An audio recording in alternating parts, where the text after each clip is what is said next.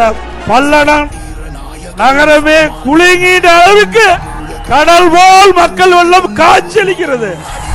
பார்த்தவன் அரியணையும் பார்த்தவன் புரட்சி தலைவி வழி புலியனவே நடந்தவன்.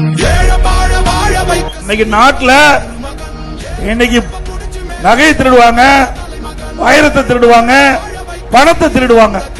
எங்கேயாவது உடல் உறுப்பை திருடுறதை பார்த்திருக்கீங்களா? உறுப்பை திருடுற அரசாங்கம் தொடர வேண்டுமா?